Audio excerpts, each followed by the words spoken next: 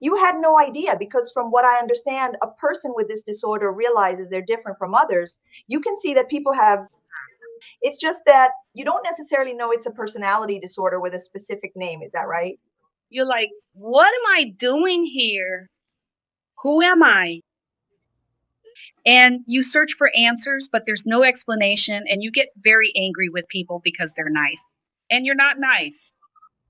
Well, see, You pretend to be happy. You pretend to be cool. You pretend, wow, I like everyone, but it's a lie. It's all lies. You suffer because you can't be who you are. You don't know who you are. I wanted to understand why, because it seems that I'm speaking about you in general because I'm talking about people who have this disorder. do you also not understand why you are the way you are, why you can't change? One thing that really struck me, you said, Cris, people come and tell me, hey, just change. But it's not that simple. No. Crease, if it were as easy as just saying it, it's like your GPS telling you to go left and you know it's right, but your GPS is sending you there, you know? It's something beyond, it's very strange, it's very strong, it's glaring. Your mind. I don't sleep, I can't sleep. I sleep 3 hours a night because it doesn't stop here. It's many voices, so many things, so much going on. It's disturbing. Like, I was at a birthday party, I was calm, happy. Then, out of nowhere, I decide I'm not going to talk to anyone. But then the swear words come. I'm not going to talk. I'm not going to talk. I'm going to turn off my phone. I'm going to turn it off. And that's it. I'm not obligated to do what I don't want to do. But then I said, no, I made a commitment, but that's my real self, not this one. I made a commitment. I'm going to speak because I need to free myself. I don't want this life for myself. Cris, I'm 39 years old. I've never known what it's like to be different. When I was a child, I used to wreck my mother's house. When she'd send me away, like I told you, she'd send me to my grandmother. My grandmother would send me back because nobody could stand me. I've always been very disturbed and nervous and bipolar. It started at school. I hit everyone at school. Wow. I was sent to the principal's office. They called the police on me. I've always been like this. I've never liked anyone. I don't have love. I have, it's like being a leech. You cling on and you only let go when you don't want it anymore. I'm sick of it and I don't want it anymore. And you understand this today, that you're having a revelation from God. I see it like this, that this began if you felt the urge to speak out with your own biological father's upbringing, because the abuse started there, which, from what I understood and what you said, the biggest problem in terms of hurt, not forgiving, having that resentment, seeing what he did to you, and then also to your family, right? Exactly. It's just like I told you, right? Back then in the early 90s, 94, 96, this wasn't a thing. Nobody knew that, oh, I'm going to touch you, I'm going to caress you. It didn't exist. It's affection, it's a father, you know? So don't do anything. He's your father. Then my mother abandoned me, right? And she left my father, so I chose to live with as my father. He was my idol. He was the man. I used to say, you're the man of my life. I was so in love with my father. But as I was growing up, he kept bathing me, everything all nice. My grandmother could have bathed me. He didn't need to bathe me. Why did he have to bathe me? Then I grew up, and one day when I was about 9 or 10 years old, but I was always very tomboyish, very girly, very childish, very innocent. Then I went to sleep. Then I woke up. Can I speak? You can. I woke up with my private parts dirty, right? But I told my grandmother, I said, Grandma, there's something weird like dirt, you know? She said, oh, it must be a cockroach because the house has a lot of cockroaches. You must have rolled over it or something. I don't know. And me, being a child, I thought it's a cockroach. I believed it. My grandmother has always been my mother. God took her, but I'm still in love with her, and believed it. And he just kept going. Then my uncles, who lived with my grandmother, would lie on my lap, put their hands on my back and their hands on my leg. And as they did this to me, Cris, I started to feel disgusted because I couldn't let anyone touch me anymore until I went to live with my mother again. And that's what happened. I've always had a very strong intuition about things that are going to happen. So I was watching him one Sunday. He went out and brought back a 24 bottle case of beer and a case of tubaina, a Brazilian soda. I kept watching, but since I was a child, I thought to myself, I'll go play and continue playing. And my mother and he were drinking, drinking, drinking. But he wasn't drinking, you understand. He usually drank beer, but that day he didn't drink. Then sum it up, night fell, right? Then my mother passed out drunk in a corner. And I, with my brother, slept in a single bed. So we slept there. Then I was dreaming about a puppy. The puppy was cute. And it was licking my legs like my, oh, child. It's so disgusting to remember this.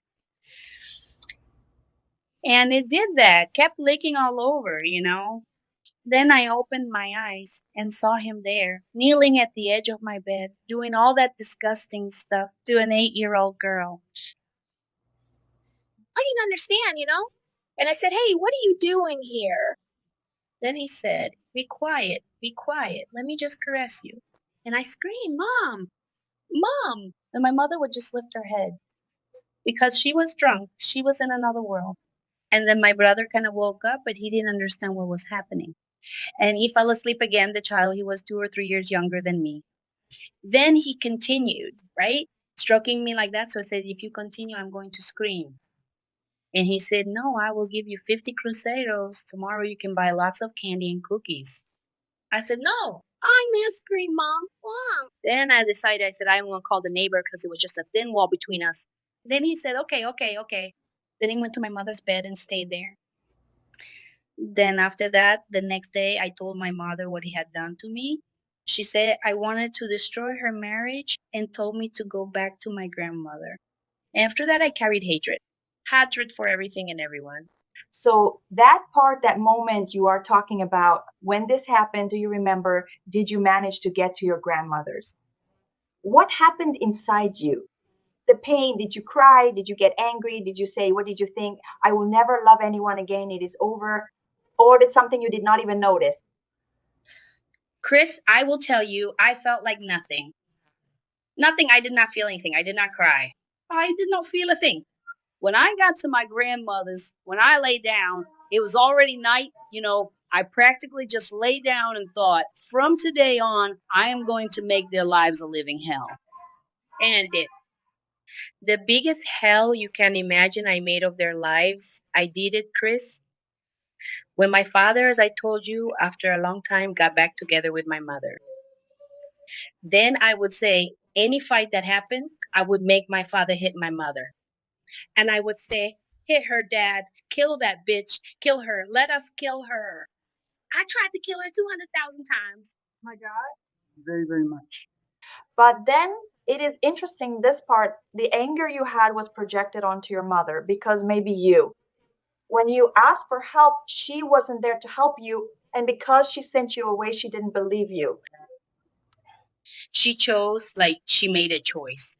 She chose him, not me, a child who needed a mother because I had just gone through the worst thing I think a child can experience. No, I think that a child or a human being can go through. It's violent. This never comes back because you don't let anyone touch you. You remember, you can spend 1,000,000 years, you still remember. It's painful. It hurts. And I would ask my father to kill her. I asked a lot and he never obeyed me, and I started to get angry with him because he wouldn't obey me. I would get inside his head. I would tell him, Dad, she was with the other father. You have to kill her. If you don't kill her, everyone will call you a cuckold. And I did it. How did you get inside his mind? Through thought or in his mind? Or was it by speaking directly to him? By talking. I would look into his eyes and manipulate him to do what I wanted. But he was too strong. I couldn't do it. Do you understand? When he drank, I was more successful. And then he was weak, then all hell would break loose. He would hit or she had been hit. Then As I think my rational side returned, I would stop. But I like seeing her hurt. I would laugh. I was so happy to see her angry, all funny looking. Once I had a very severe crisis, and I didn't know what it was. My heart started racing. I felt really sick because I also had a very toxic relationship, because I got involved with a lot of men, a lot of crises, but each one worse than the last. If these girls' stories are intense, everything they've experienced, I've experienced too. It's hunger, it's being beaten. I was tortured, burned with cigarettes here. My body's all marked up. In your case, you're disturbed with a narcissistic disorder and then getting involved with others who might even be psychopaths. But you didn't even know he was a psychopath. That was it. It's like you're on fire, you know? It's one clashing with the other. Crisis, I'm telling you. A psychopath with a narcissist leads to death. It results in death. And just like I told you, God delivered me from many, many, because I was supposed to be dead, right? I asked, have you ever been married? She said 8 times. I said, my goodness, 8 times in church?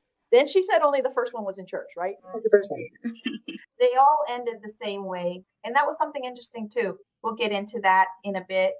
But keep telling us about that breakdown you had, okay? What you felt. Was it because of a relationship like that it started to get worse? It was because I thought, because it's like sometimes it's self-control. I lost my control over the person. Então, then the person started giving me the silent treatment and despised me, discard me, and I couldn't handle it. Because then they block you. Then they don't answer calls. Oh, woman, if you could see how I was. I went to work at 6 in the morning. I felt so ill that they took me straight to the health center. My body was shaking like this. When I got there, they gave me a prescription. They referred me for treatment at CAPS, right?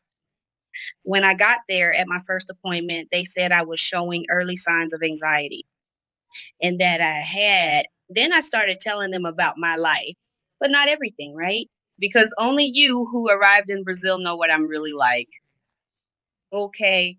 Then they told me I was depressed too. I think I've always had depression. Ever since I was a child, I always had it. Mm-hmm. And bipolar disorder. But I said, well, I do have it, don't I? Because my mood in the morning, I'm either good or bad. And in the afternoon and in the morning, I'm sad. It fluctuates a lot, because I said, I don't have that. I have more than that. That's not it. I'm not that person. I'm not. And then I started thinking, I always ask God. I went to church. I stayed in the church for 8 years. I didn't feel anything. And no one else. Oh, crying and falling to the ground. Yeah, God. Sorry, I'm not criticizing. And you felt nothing. And were you angry about that? What do you think? I said, either this church is not of God. It's a lie. Or these people are all faking it, right? Because where's the God everyone's talking about? I don't see it. That thing inside me continued. And the person crying, it's so beautiful to see others, isn't it? But you don't see it. You feel bad. You also want to wish harm on others. If I can't, why can you? No, it's wrong. Then they prescribed me. I took a lot fluoxetine for a long time to make me more relaxed, calmer, because I ate too much. I weigh over 100 kilos because I'm so anxious. I'm already starting, Cris. Wait a minute. Let me go back. You remember what I said, right? It's important for you to say this here. Go ahead. Oh, interesting. I'm already wanting to manipulate myself. My mind. What's so interesting? What's that? What came to your mind to say in this situation right now? It came like this, like, tell her this. Look what came up. Say it like this. No, I'm fat because I'm suffering. That's a lie, Cris. It's not because of that. That's not true, because I eat a lot. Oh, sweetie. But in a way you are, it's a pain in the soul, isn't it? which ends up making us seek relief. And some people look for it in drugs. You also mentioned that you drink and smoke, right? I have addictions too. I used to drink. I was never addicted to alcohol, but cigarettes, yes.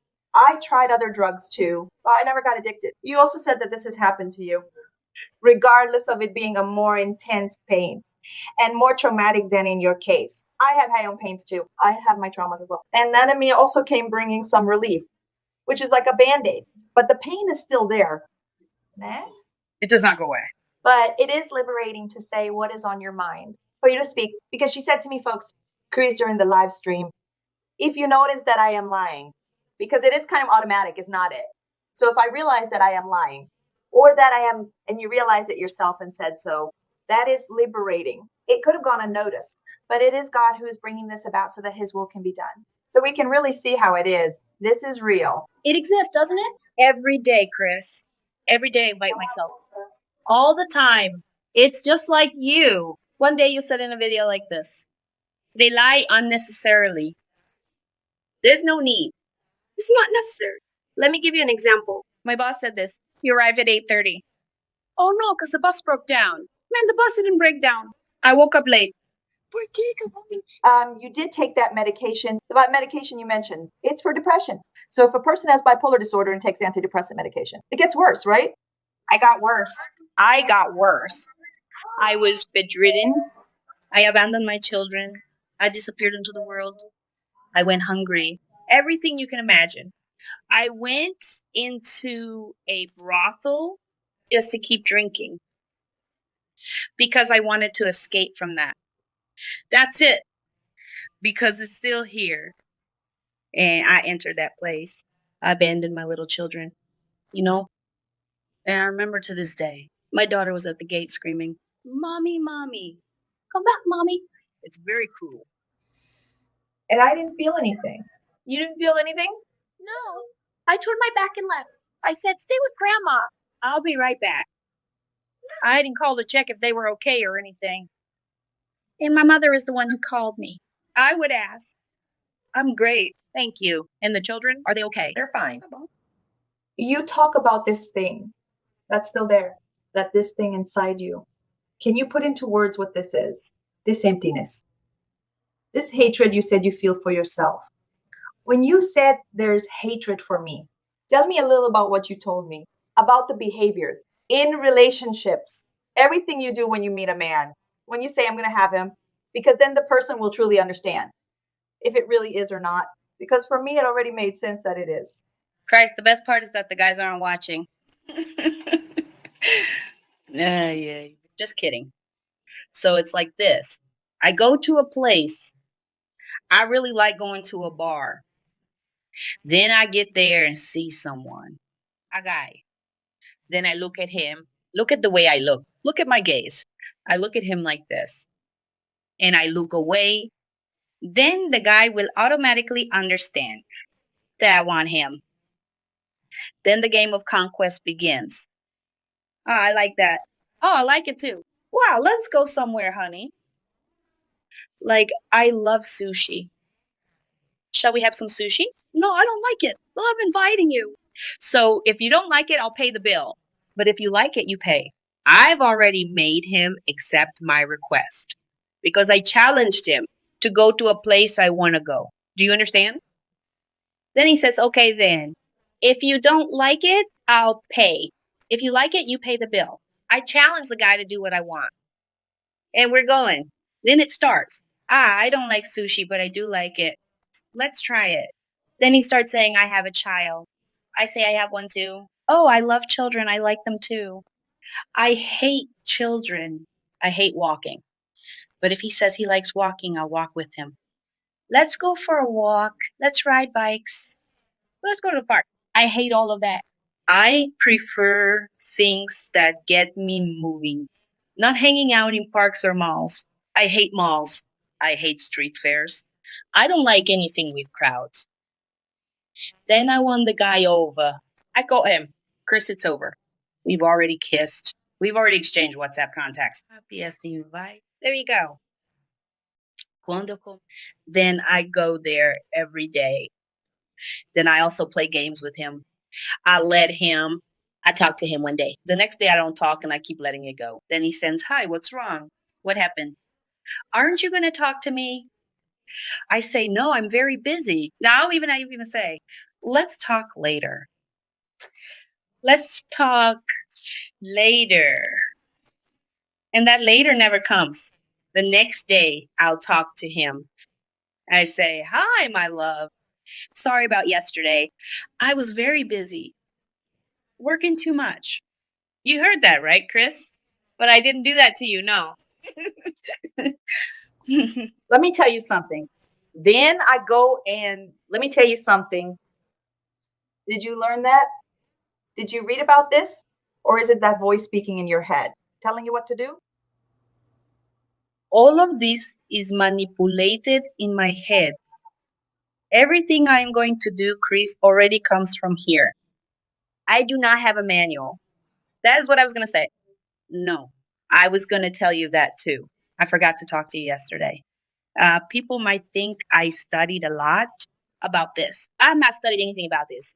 I watched your videos, your accounts, and I started identifying with them. With that, in many things, I am not that perverse, you know, to go beyond what these people do because I am afraid of going to jail just because of that. I am afraid of jail and the police. Otherwise, I think I would have already done something like that, you know? But I was very afraid of people saying, no, she is doing this because she has already seen it and she wants to mirror it. I am not mirroring anyone. This is me. Those who live with me know that. I am like this. I wanted to cover my face, but I'm not going to because I'm not a coward, understand? Those who live with me know that I am this person who is transformed. People can't manage to live near me. And it'll, how can I explain it to you? I have my siblings, like when we were at the birthday party, I always put them below me. I'm better than them. They're ugly. They were found in the trash. They think it's a joke, but I'm not joking. I'm serious. The mother is mine. She's mine. My possession, not theirs. She's mine. Even with what I feel for her here, she's my mother, not theirs. So they can have her, only I can. Understand? It's the same with my grandmother, whom God took.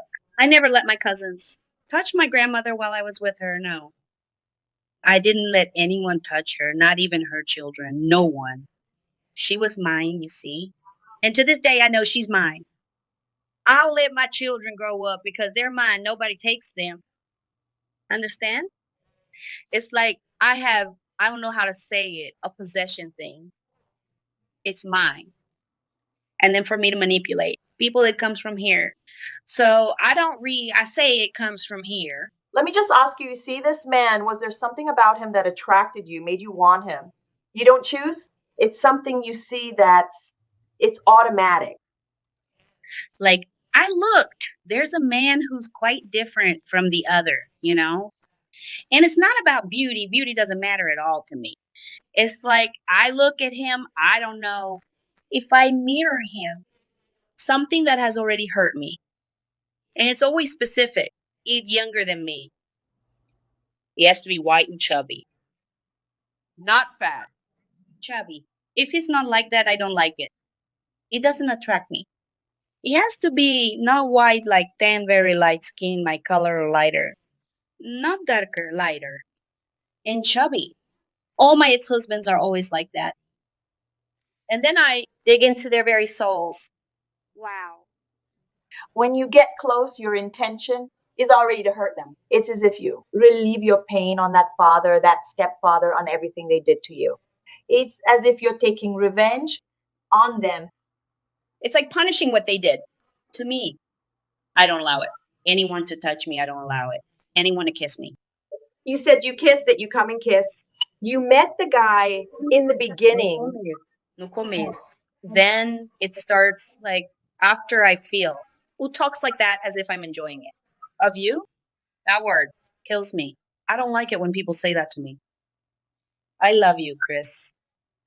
I hate it. My children say I love you. I'm not going to die. You don't need to say that. I'm not going to die. No. What are you all doing? Wanting me to die already?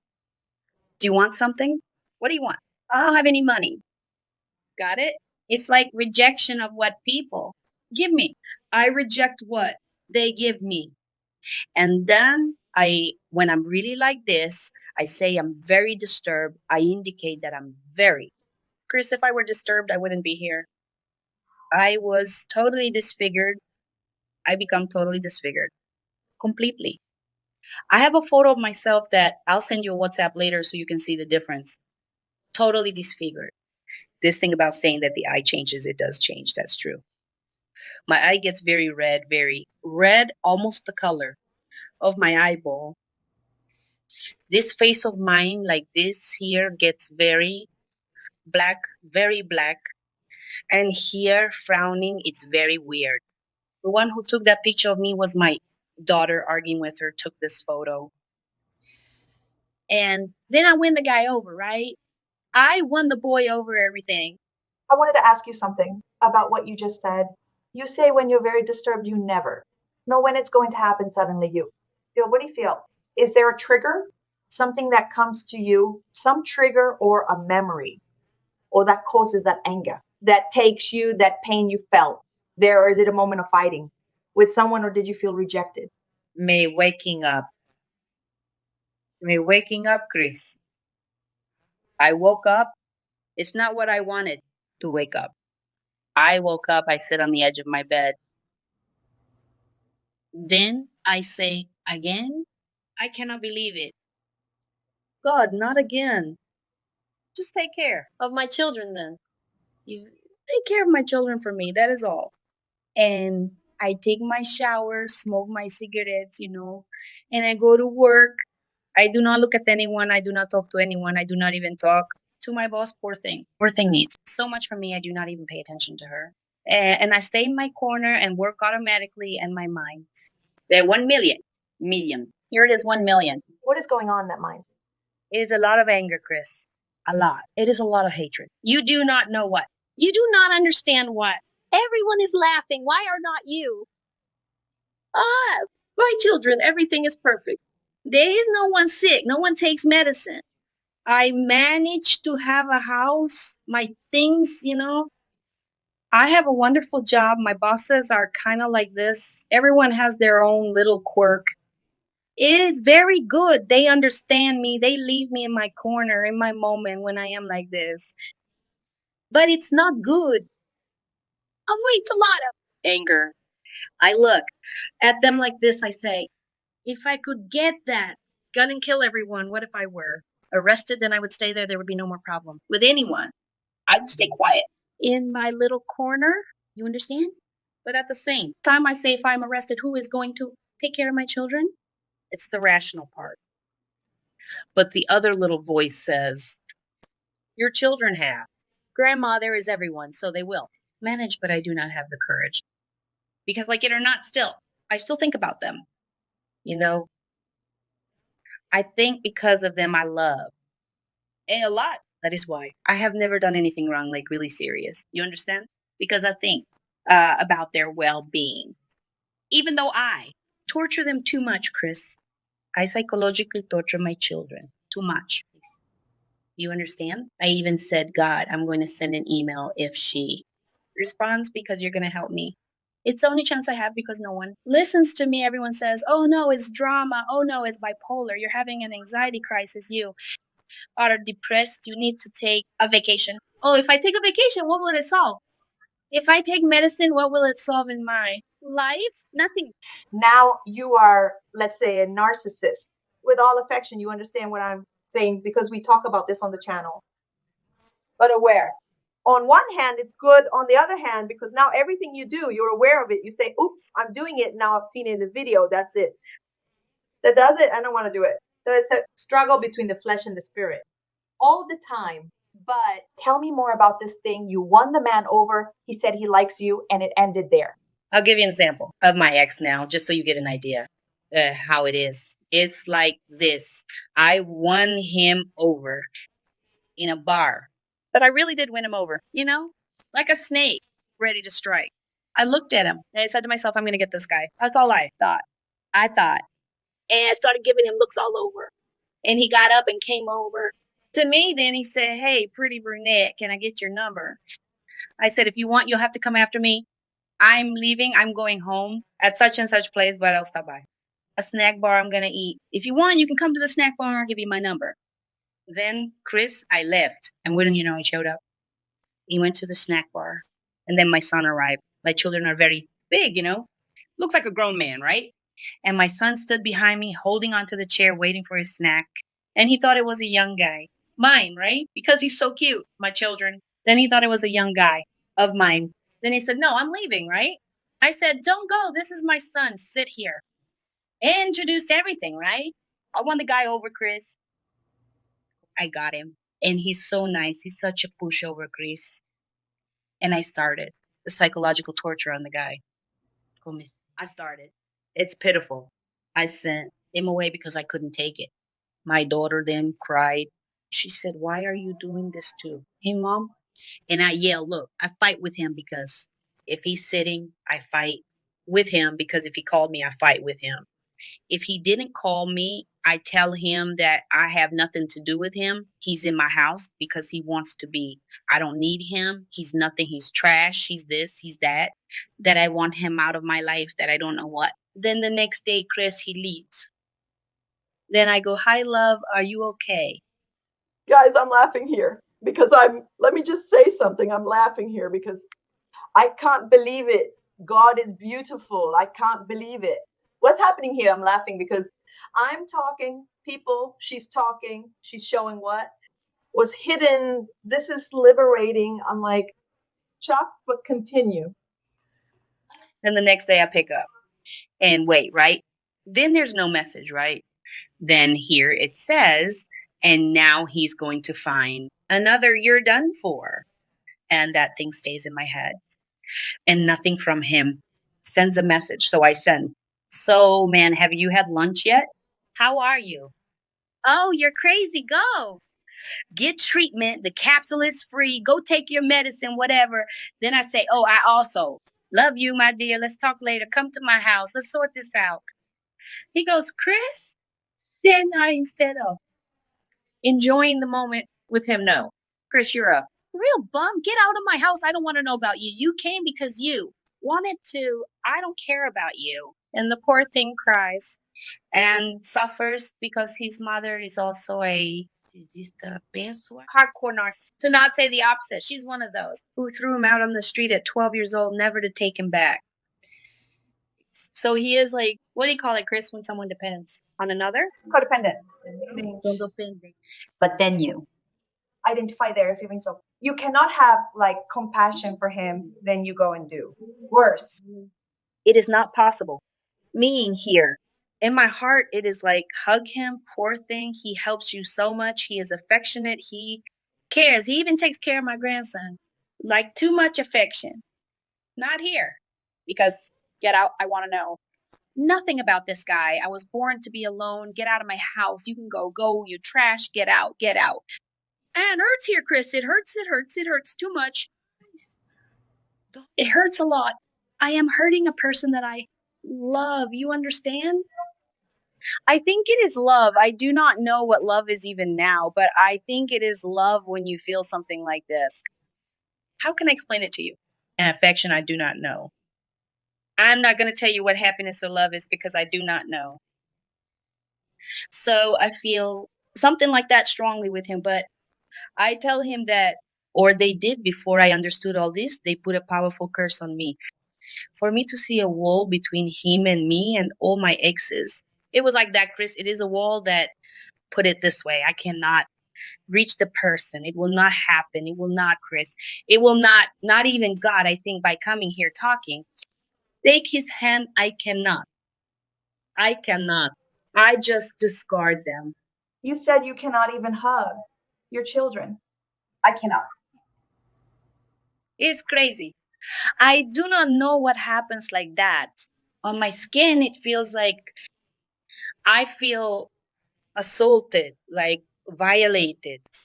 Touching my shoulder, never. Cris, no one. touching like this. Never know.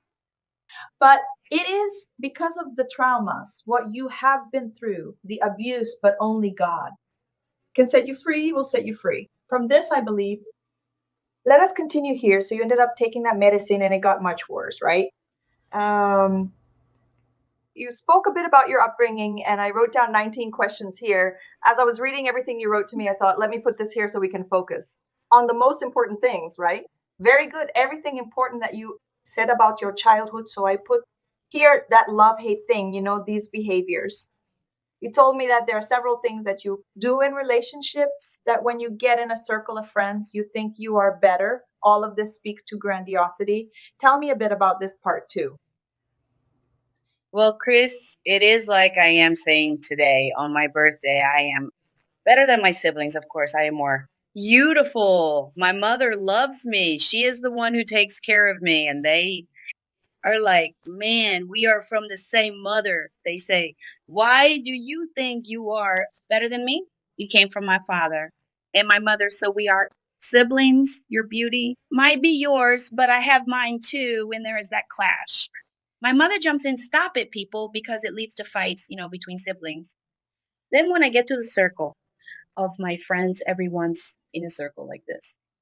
Then Cris arrived, the one who livens things up and destroys the psyche of them because Cris, you have no idea. I have a friend who she went and how can I explain it to you the right word? It's a lot of nonsense, so you have to see the right words. I said I wanted to give the gift, but I said in the circle. Oh, I wanted to give the gift because it was Women's Day, right? How could we not get a gift? What do you want? Look, what do you want, so and so? Oh, I wanted this, and you? I said, no, I just wanted a watch. That would be fine. Cris, didn't I get the watch? Like that one that you mentioned too, I remember. Everything you say, the one you said like this, you ask without actually asking. Yes, manipulation. Told Evan through this with a friend. Narcissistic because we want to make happy if we can, bring joy to the person, right? But if it were to cheer up and heal, you would not have this problem anymore, right? But it is a matter of, it is as if when you do this, you feel powerful, you feel in control, you feel like I managed to make this person do something, so I'm not worthless. You said your parents raised you as To be a man. a man? Yeah, I even thought I was a lesbian. They cut it very short, then they shaved it like that, just like a man's. Like, I forgot the name of the haircut, t-shirt, shorts, and sneakers. Men and sneakers. Both of them, or just the father or mother more? Both of them. How interesting. She did worse. She only bought just shorts and t-shirts. When you do and say things and hurt and mistreat, you feel that is something spiritual because you were saying that it transforms, you feel as if it were something demonic. Then will talk about that part that comes in there and takes control of you. And you remember, you are there. You feel it is something stronger that you have no control over. There is no control, Cris. Once the first word comes out, you let it all out. It's like a sewer that's exploded. It's just words. Cursed, Cris. Wow. Then I go to my room and I cry. A lot, I cry and cry. And remember, I sent you a notebook? I keep writing in that notebook many things. It's all written in that notebook. Why am I like this? Why am I this garbage? I'm garbage. I'm not a mother. Why did you give me a child if I don't know how to raise him? I know how to be a mother. Didn't I want this for myself? It's not what I asked for. I didn't want it. Understand? I keep pouring everything out because it hurts here, Cris. It feels like something's been stuck into you, the person you brought into the world, who you have to give affection, attention, shape them, not destroy them like they destroyed me. Understand? And what do I do? But God will teach. Now, you've said another important thing that you mentioned there. I hate myself. Try to explain in words what it is. This hatred for yourself. You brought upon yourself. What they did to you, I really hate it. Really, Cris, truly, from the bottom of my heart, I hate. Living, I hate. Waking up, I hate everything. I wasn't born for this, you know? This place isn't for me. It's weird, I feel. So much hatred inside me, so much bitterness, so much anger, so much pain. It's just things that only God knows. That inside me is too much. So because I'm like this, I destroy people. I didn't want to destroy people. But before that day came, before that day arrived, that day you mentioned I saw a person without love, which was the day that was the last straw that your mother, not even my mother, there's no one. Before that, when you were a child, you said you already hit children at school. Was there a moment when you remember that you had a little bit of that love, that joy, or did you never have it? Do you think you were born this way? I was born this way, Cris. I'm sure I was born like this, Cris. I was born with a lot of hatred inside me, you know. So these situations just kept getting worse. It just kept growing and getting worse. I think it's that type. How can I explain it to you?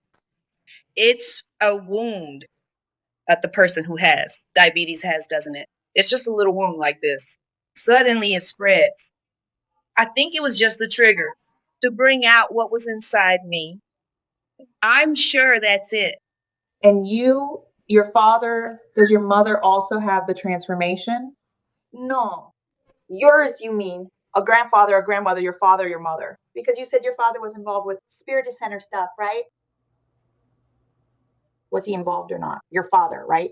My father's entire family. My father's entire family. Okay, so Cris, how can I explain it to you?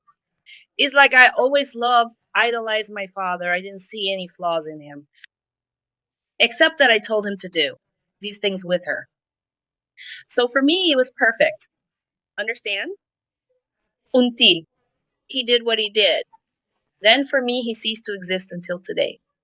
And I don't think there's coming back into existence because it's cruel, it's crushing. I don't think he deserves forgiveness, no. People like that don't deserve forgiveness, no, Grace. I find it very interesting that you say that you've always had this inside of you because in my head I thought that it was the traumas that came and that ended up causing this pain to enter. And then this virus, as I said, which is an analogy of the enemy plans that there, and then becomes rooted. But I believe that for God, everything is possible. You believe in God, right? Because you talk to him, you try to go to church, so you want to be different. I suffer being like this. But what's going on? You think, what do you understand from this? It's that I keep also asking these things, to God. How can it be? Are there then hereditary additions? Sometimes it happens with the father, in this case, who deals with these things. You said you saw it as a child. Talk a bit about this spiritual part if you want and can. So when I was about 9, no more. I was what? About 10, 11 years old, around that. I'll say around that, but I think it's either more or less. I remember they would stay, it was my grandmother's house. It was made of wood. Then every Friday, all that noise, I would be sleeping, That racket, I would wake up. Scared, drumming, I don't know what. That lit candle, I would wake up frightened. I would run out to the backyard. Then my father would go there and get me by the arm. Come here, so and so wants to talk to you. I wasn't going to say the names of the creatures, right? Or can I? No, better not. I prefer not to because there's no purpose in it. The demons would come and speak. They would come and say, come here, talk to the demon there. He wants to talk to you. He likes you, whatever. This is his daughter. It's like the one that looks like this. See, you understand. And I'd say, no, dad, the creature's going to get me. It's going to get me. Then he said, come on, come here. Daddy will hold you. And I would go, Cris. Then I would go to that. Wow, it's very ugly. I don't know if you've ever seen a Kumba ritual. It's very ugly. That lit candle, those things on the floor, one eating glass, another eating fire, and another, wow, turning. It's too much for a child. It's too ugly. Then he took and it was in my cousin. No, not my cousin. Sorry, my cousin's friend there. The thing was possessing him there. Then he took my left hand and the left hand. My father, he joined them like this. Then he took and said, "From today on, you are mine. You are my godchildren." Like my father and I, it united us both. My father and I were united until it happened. That thing, Chris, I could never be without my father. I could never be without my father. My mother would leave him and I would go. To my father, I would stay with my father. I wanted my father, my father. My father was everything, everything to me, everything, everything I got here on earth.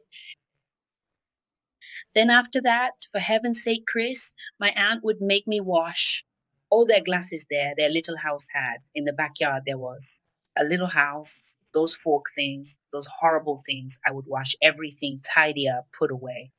So one day, the little cigarette, I would do it, but I didn't know, I didn't understand. Right, for me, I was doing good things right up until then. I didn't know anything about God, so I would go to sleep. I felt that something behind me was with me. It's tall, has a really big black cape, all black like this, and always standing still like this, kind of looking at the table like this. Then I would lie down. I would be scared to death. I would lie on the bed. I would be scared to death, but I was afraid to cover my head. And then one day, out of nowhere, I said, let's go. Come on, since you're with me, come watch over me while I sleep then, since you're not leaving. Then they were like this at the foot of the bed all night long until dawn. Then one day, and already like I was what? After my children, like I was already married. Then I saw at the door, it was doing like this to me like this. Why? To this day, I don't understand. After that, I never saw it again. You never saw it again? No, recently I saw it again, trying to take my soul. It was like this. I was tired that day from work. Then I lay down on my bed. Then I know I didn't sleep because you don't just lie down and fall asleep. I know that I felt like this, taking my soul, pulling, really pulling it, pulled. Then from there, like this, I kept looking. I was sleeping and I was saying, God, no, God, please. No, no, God, no. And I was saying, please, please, don't take me. No, don't take me. No, let me. How am I going to see my children? And I was looking at her like this, like here, looking, what do you mean? I'm dead. God took me. Then it was a crisis. And there in my body moving like this, like calling me to come back. You understand? Only those who have been through this know that, wow, it's very, very desperate. But were you sleeping? Was it like a dream or not? Were you really awake? I was awake. I just laid down. I lay down, and suddenly it went like this. Everything in my eye. Then it started. I get up. Then I scream. Was there any physical discomfort or not? Was it all spiritual just from you seeing and having this notion? Nothing physical. It was all so natural. It was so, but it's too much. You get desperate. You want to come back. I want my body back. I don't want to leave. Then I spoke to God, and it took a few seconds like that. Then I came back to my soul. I came back, and when I returned, I was suffocating here like this. I think that after that came this cough, which this cough doesn't stop. This cough, it stays constantly like this. Me so like there's a lump that's sunken inside me and starts. Now, let me tell you one thing out of curiosity of mine. You said that you have no joy in living, that you wake up just from you. Waking up, you'll say again, I'm still here. At that moment when he was taking you, he was probably going to kill you, take you to his side over there, right? So you have this notion like you don't want to be here, but you want to be with God and not go to, it's more or less. That? Well, I guess I don't think about that. I only think about leaving my son on earth, alone without support. So I think more about that. Like, I do not think much about it. It is conscious like that. In the moment, I do not think, oh, I am going to run. I'm somewhere. No, I say, wow, what now? What will happen to my children? Because at that moment, I thought, God, do not take me. Who will my children stay with? That is everything. big real crisis, like I get worried. Gosh. Because what I went through at the hands of others, I do not want them to go through even a minute of it. You understand? I understand. That is what it is about. Have you ever sought anything in terms of healing and deliverance for this kind of thing, or never? How did you come to God? Who brought you? Any of the relationships you had, or was it someone else? No, it was my mother. My mother started in this church, a really big one. It is worldwide, practically. Then she started in that church, and I was really out in the world. I was doing everything wrong if I can. Imagine living that truly miserable life, which, wow, is complicated. Then my mother said, let's go today. I'm going to be introduced here. I don't know what. So just go for a visit. I went. When I got there, I died. I fainted. I don't know. I woke up. I was all sore, hurt. I don't know. And here, like my scalp was hurting. It felt like they pulled like my head. Then I woke up. I woke up well. I woke up well. Like it seems that whatever was here left, completely calm. No, that's what happened, she said. Like, then that came out of your body. I don't know what. I don't know what. After that, I kept going, but then it no longer made sense anymore. I didn't see any point in it. Nothing.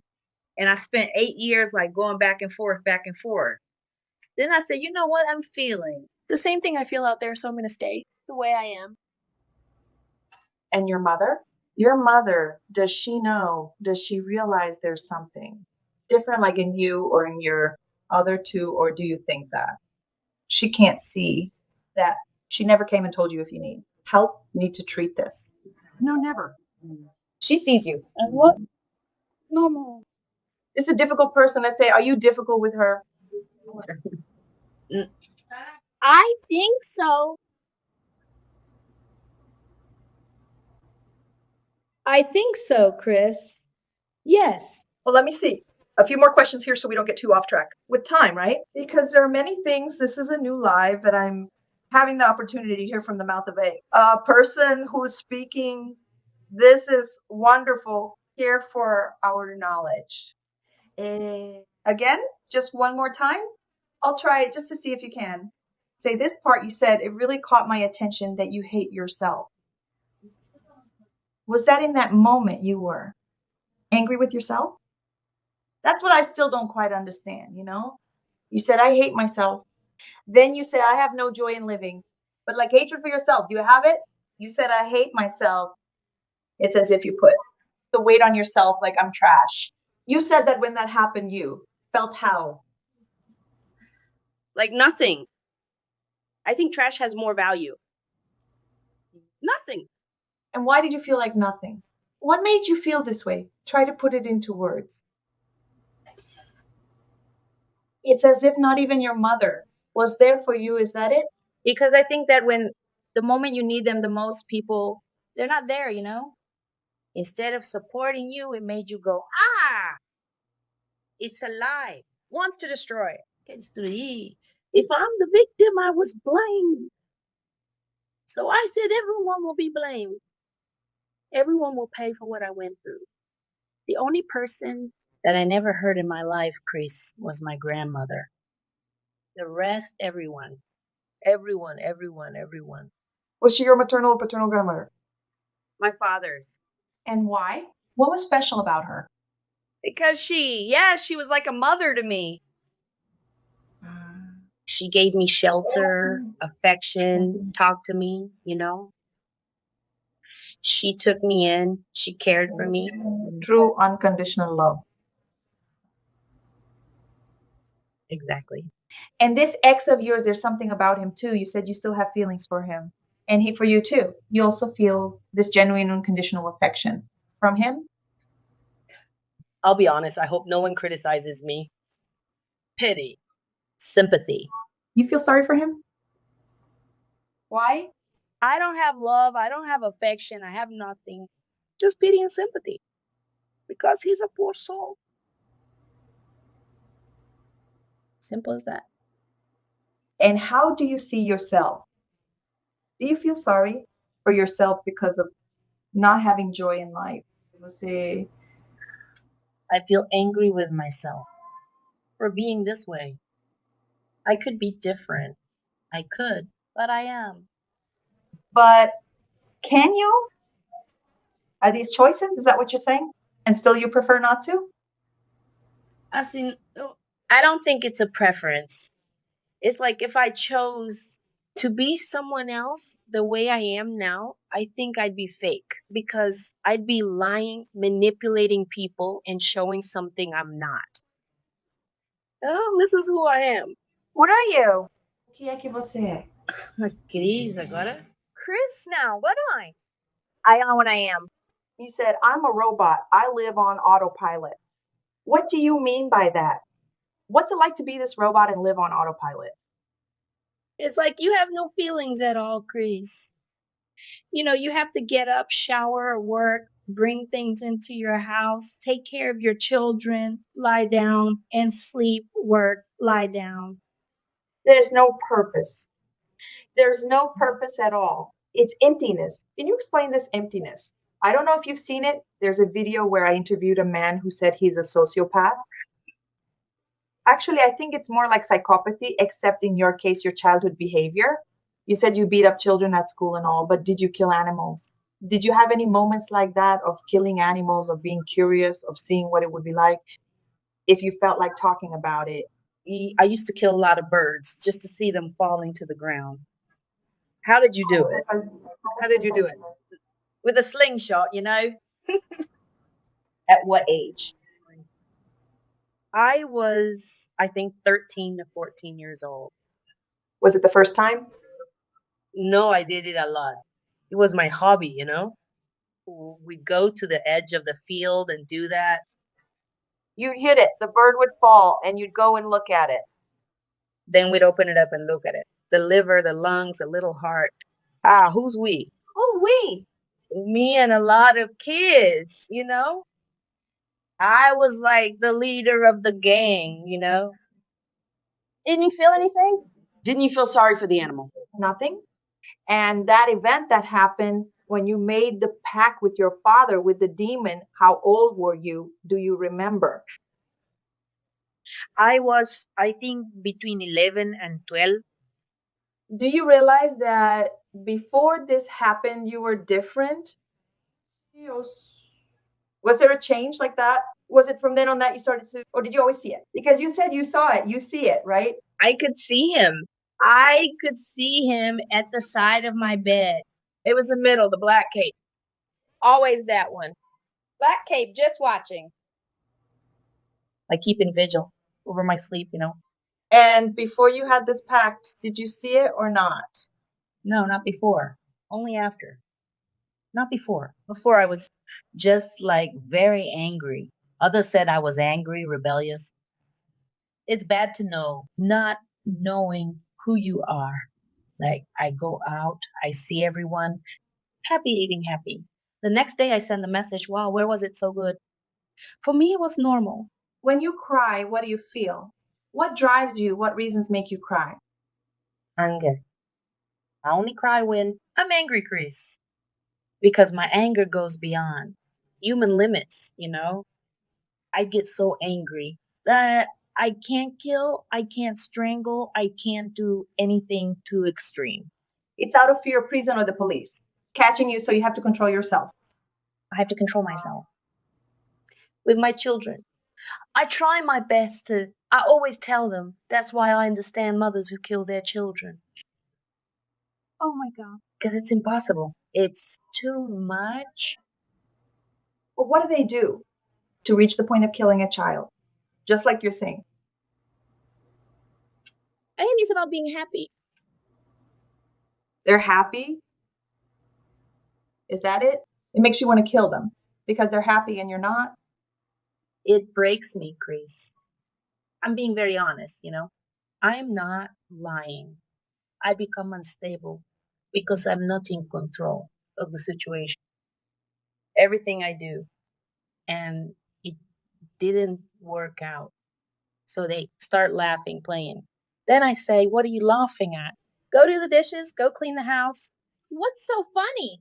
Why are you happy? Did you win the lottery? I don't know about it. And that's why I feel so much hatred. You try to destroy them so they suffer and feel as bad as you do. So you don't feel so bad. And then you see it doesn't work. They keep being happy and you couldn't destroy their joy. There's good heavens, people. My grandson, I try not to do anything to him. I try to avoid it. When I'm really, really, really at my limit, I go into my room and lock the door. Then he keeps knocking, grandma, grandma. And I stay there, no, no, no, no, no, no. Otherwise, I end up yelling. And it's not okay. It's not okay for him, no. He's very small. I heard from a guy I interviewed, the one I told you about, right? That he's a sociopath. I said, there are only two paths, God's and Satan's. He said, yeah, but I can only follow Satan's. Exatamente. Exactly. It's not possible. It's not possible. It's not possible. Try. I try, of course. Yes, I go to the services. Nice and pretty.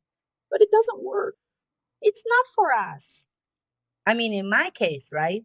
Many go into depression. I don't know about your exes, how they were after the breakup and everything. Many end up really messed up, all on drugs. But it was like that before, wasn't it? No. Did it happen after being in a relationship with you? Because I think it's so much that I destroyed their mind from constantly calling them trash. Nobody loves you. Your mother hates you. Nobody wants you. That's what you are. I think it gets in and the person starts becoming that. And does that, in a way, give you comfort? Because if you're also feeling bad and suffering, like me, I used to say you're trash. Didn't I say he was trash? Yeah. Your father is trash. You are the children of a drug addict, a junkie, a piece of trash. Then I feel calm because I tell them, cover my mouth then. Then they cover it up by doing this. It's not my fault. It's theirs. Instead of them trying to improve. It's like I say, when they hear your stories, I say, well, okay, the guy is doing it. We're doing it. Why don't the person just leave? Suffers won't suffer the same way, so just leave. If you stay together, you'll suffer the same way. You stay with that person until you find someone else. You discard only when you're sure that your supply is there. You understand? Until it's there, 2, 3, 4, 5, 6, 7. There on your phone, just you feeding. Then you discard that one and send him away. Go after another one because the emotion is already gone. and that is because you feel this emptiness, because you don't have joy in living. Does that give you some kind of pleasure? Because you say, at least I exist, at least I managed to cause this in that person, at least. Then you feel alive for some moment. You feel something, is that it? You feel, how should I? You feel good? Didn't I manage it? You get happy to talk, you see? I said, I'll show everyone. Didn't I say that person was like this and that, didn't believe in me? I'm the crazy one. He's the crazy one. Look at him like that. You understand? But it was you who did everything to make him. That way he wasn't like that before, right? It was after the abuse. But then you don't let anyone know that you did it. Understand? So you come out fine while the person is left a wreck out there in the dump, abandoned, begging, crying. Come back, come back, come back. I love you. Well, love, girl, you don't love me. You love yourself. For God's sake, go love yourself. Go away. For the love of God, I don't want it. I don't want it. And there's no pity, right, Cris? There's no pity. Pity doesn't exist. There's no sympathy, no mercy. Now it's done. What can they do, right? And so considering everything you're telling me, right? All of this, you say you're sure that you were born this way and that you don't have joy in living and that you're on autopilot. It's like you even try but can't manage it. And being different is pretending to be something you're not. So what then? Is there still a tiny bit of hope at some point? Because you see, I keep trying to understand then what's the reason for you being here today? Talking here to the world? Because I don't know, I believe this video will reach many places, all over the world, many people will want to hear everything you're saying. They'll learn a lot and they'll be freed too. But still, is there any tiny bit left of hope that one day maybe you could feel what you have, that desire? Do you look at others and say, why be happy? Nothing, this is all a joke. You're all pretending. I don't want it. That's being weak. I'm better. I don't want that. That's for them. I'm superior. I think, Cris, I'm going to tell you the real truth. I wanted to experience something different, because it's not possible. I keep analyzing myself. It's not possible to come to this earth for what? What did I come here to do? And what's the reason? What's the purpose? That's why I say I don't know. Because if I came to have 3 children, there were other people who could also have 3 children. You understand? It didn't need to be me. If God has already saved me from so many bad things, of the world, of death, of everything, like those things that happened, it never really came to pass. But God was there. You understand? I believe God was there. But so why can't I be a different person? Just like I said here, if there's any psychiatrist who, I don't know how to say it, what you do. If it's here in Brazil, it's very hidden. You understand. Because we get there, it's bipolar, it's depression, it's this and that, man. But then what? Won't you understand what you owe, what you have, what's there? It's something different. It's not just that. If everyone was the same, it would be so nice, wouldn't it? You give a little medicine and treat it. But no, you want to be different. I want to be different. I want to feel this, that you feel, that you laugh, that you speak, that people, when they free themselves from these narcissists, right?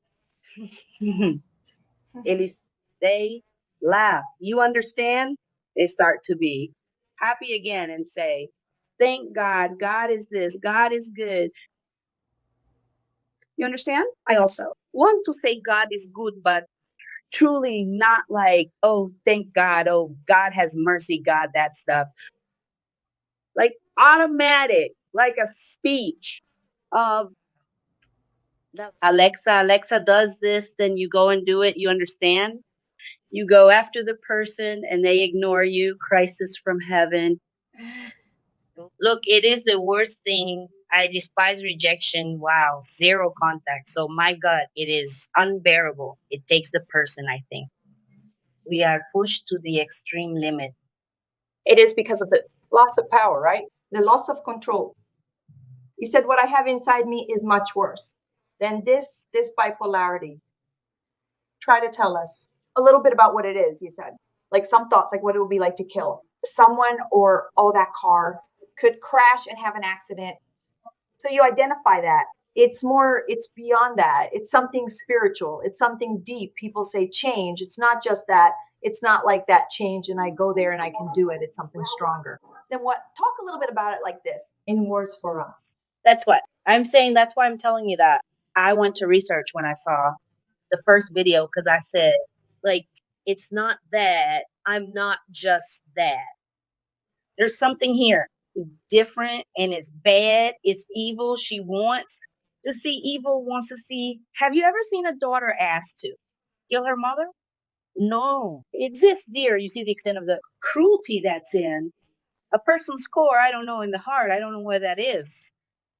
And you're there. You see a car and you say, wow, I didn't even think that. There would be another day to see me.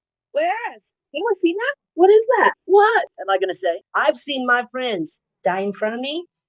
I just stood there watching. I said, damn, he killed the guy, man. He stabbed my friend, like, okay. Nobody told him to mess around, so to hell with him, right? That's what I keep thinking. There's none of that. Oh, no, he's dead. He's dead. My God, he's dead. No, he messed up. He'll pay for it. Then you see someone crying, that friend died, then you see the others. I'm more concerned about that. Do you laugh? You don't worry. You don't pretend so people think that. You don't do that part that. Usually the Nazis, I can't do it, Cris. I can't do it. I can't. That's why I'm telling you. If I do it, it's because I'm very fake. And this really shows that I'm sad, I'm happy. What else do you feel like? 2 things. that I wanted to know. What saddens you the most, if there's anything that saddens you, and what affects you the most in terms of justice, right? Like if you don't accept, let's say that if you see someone raping a child, you don't accept it, you kill, I'm on the spot. Yes, that if I could, I would kill them. With my own hands, I would tear every little piece off that person. That's it. Do something like that, yes. Then I think that I don't care anymore if I go to jail or not. I don't care. I used to. Imagine if I catch someone touching one of my children, I'll rip them wide open. Wow, Cris, there's no way, there's no way. And well, for me to make very happy, no, about sadness, if you feel, what makes you the saddest? Do you feel sadness? Do you feel sadness or not? Or is it just anger? When I stay for a long time without my children, even if we're fighting, cursing at each other, but they have to be there. If they're not God, Cris, I get so sad to the point where I'm imagining jumping from the balcony at my workplace because I said, since they left because of my mother, the path has ended. What else am I going to do here? Then it took a while. I talked to my mother. Then they came back home because they couldn't sleep, nothing else. I just kept imagining, I think I'm going to tear through this screen. What will my body look like down there? Oh no, but what if I go straight to hell, as they say? All of this stays in my mind, you know? So the fight, like between good and evil, don't do this. Don't do this. I don't know what. Have you ever self-harmed before? Have you cut yourself? Have you done anything to hurt yourself or not? To injure yourself or not? I feel sorry for my body. I feel sorry for myself, Cris. Never, okay? Not on mine, no. Mm-hmm. Never. Okay, suicidal thoughts? Every day. What do you mean? All my friends that I know, they all committed suicide. Most of them. On Monday, another one left, killed himself. Did he have a disorder too? No. He had severe depression, right? He was depressed. He became dependent. When you hear that, what do you feel? Relief? But he's a fool. He couldn't take it. He killed himself. Brought a sucker here.